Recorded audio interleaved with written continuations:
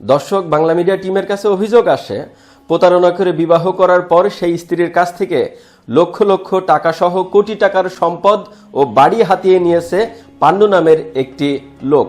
এরপরে সেই স্ত্রীকে তিনি ডিভোর্স দিয়ে দেয়। শুধু তাই নয়, সেই স্ত্রীকে বর্তমানে করার জন্যও পাইতারা করে যাচ্ছে বলে এমনই বাংলা মিডিয়া টিমের কাছে অভিযোগ করেছেন বিলকিস বেগম নামের একজন ভুক্তভোগী।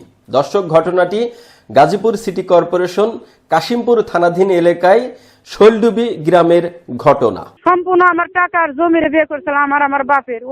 আমার লক্ষ লক্ষ টাকা নিয়ে গেছে, এগুলার প্রমাণ আছে কিছু।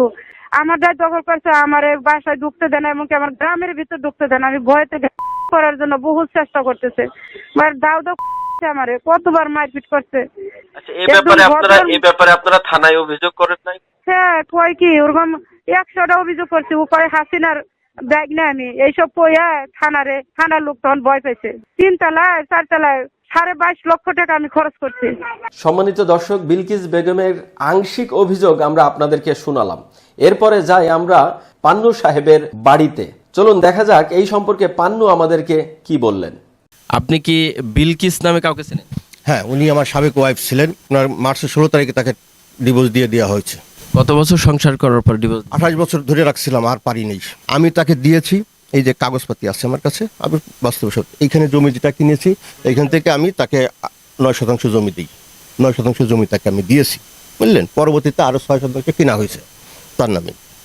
আরও 13% জমি সাভারে এখন অলরেডি আছে, সেটা সে বিক্রি করে নাই। আর 18% জমি বিক্রি করে দিয়েছে, তার বায়না এখানে আছে। আমি তার হাজব্যান্ড হিসাবে, আমাকে তখন সে লিখছিল, এখন আর লেখে না। এখন লিখবে কোথায় থেকে? এই জমিগুলো কি তার ছিল? না, আমার মানে কি, আমার ভাড়ার টাকা। আমার 13% জমি আমার ভাড়ার টাকা। আপনার এই কথার উপরে আমরা তদন্ত করব তার অ্যাকাউন্টগুলো নিয়ে। তবে তার আগে আমরা যতটুকু জানতে পারছি, তার অ্যাকাউন্টে এখন বর্তমানে কোনো টাকা পয়সা নাই। এর পিছনে কারণ আছে, একটু পরে আমি আপনাকে সেই প্রশ্নে আসব। তার আগে আপনি শেষ করুন। সঞ্চয়পত্র আছে 7 লাখ টাকার, আমি নমিনি। আপনি সেটা নিয়ে আসছেন? আমরা শুনছি। না, আমি নিয়ে আসিনি, আমার কাছে ফটোকপি আছে, আমি নিয়ে আসিনি। উনি আমাদেরকে বলছে যে ওই কাগজপত্র তার কাছে এখন নাই, সম্পূর্ণ আপনি নিয়ে আসছেন। না, আমার কাছে নাই, আমার কাছে ওই যে ফটোকপি আছে, ফেলাই হয়েছিল। পান্নু সাহেব, আপনি একজন ব্যাংকার, বুঝছেন? কাগজপত্র নিয়ে ব্যাংক নিয়ে খেলা করা আপনার কাজ। যেহেতু আপনি একজন ব্যাংকার, আপনার সাথে তার মতন একজন বিলকিস, একজন সহজ সরল নারী, হ্যাঁ, আপনি কি মনে করছেন যে কাগজপত্রে সে আপনার থেকে অনেক বেশি পটু? হ্যাঁ, অনেক পটু। আপনি একজন ব্যাংকার হয়েও? হ্যাঁ, ব্যাংকার হয়ে। তা নাহলে তার এই সম্পত্তি কোথায় থেকে আসবে? তারা 2 ভাই 3 বোন, আর কারো কিছু নাই, কারো কিছু দেওয়া নাই। তার বাবা বলে সবই দিছে, তার বাপ তারই দিছে। তাহলে এইখানে দিলাম 15%, ওইখানে দিলাম 13%, ওইখানে আছে 18%।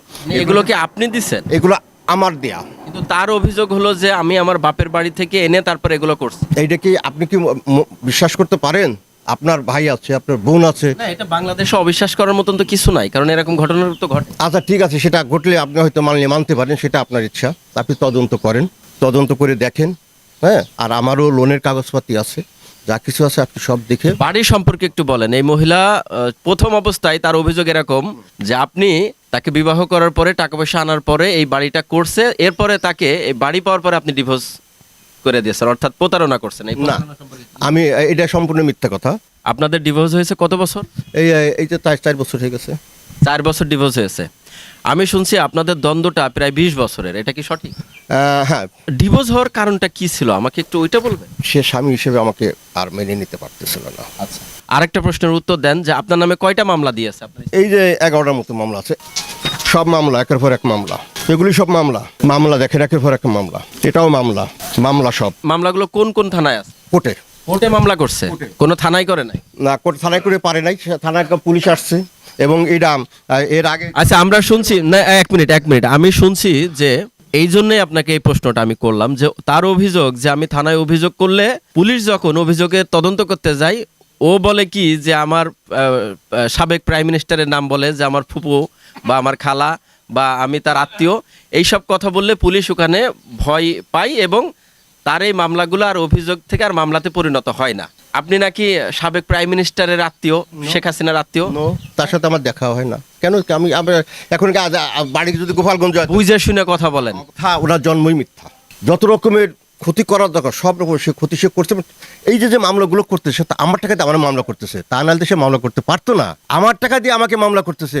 সে ডিজি ফোন থেকে আছে তেজগার, সে আমাকে বটিতে কোপ মেরে সারছে, দরজা ধাক্কা মারতে মারতেই 2টা কোপ মারি দিয়েছে আমার 3 তলা দরজায়, দরজা 2 ভাগে কেটে চলে গেছে। আপনি ভেরিফাই করে দেন। এখন কি আপনি আবার বিবাহ করছেন? জি। আগেই আপনি বিবাহ করছেন? না, পরে বিয়ে করছি তারপরে যে এখন আপনার এই ঘরে কি বাচ্চা? আমার এক ছেলে এক মেয়ে, ওনার ভাই বোন সহ এটা সহযোগিতা করে আমি মনে করি। তা না হলে পারা আমার এতগুলো মামলা দিতেছে, কি করে তারা বলে না যে তুই মামলা আর করিস না, কেন যাইস ওখানে গন্ডগোল করতে? তোর তো সব দিয়েই দিছে, তোর তো সব দিয়েই দিয়েছে, তো জায়গা ছাড়ছে, সব কিছু ছাড়ছে। এই জায়গাটা আপনি আসলে ছেড়ে দিছেন কিনা? কোনটা? ওনার যে জায়গা, হ্যাঁ আমি ছেড়ে দিছি।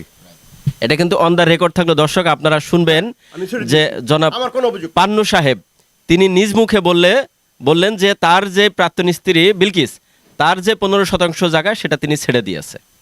ভবিষ্যতে আমরা যদি কোনো সময় শুনি যে এই জায়গা তিনি ধরে রাখছে বা কোনো ঝামেলা করছে, তাহলে নিশ্চয়ই পান্নু সাহেবের কাছে আমরা আবারও আসবো। ধন্যবাদ, থ্যাংক ইউ আপনাকে। আপনার এটা আমার একটা সহযোগিতা।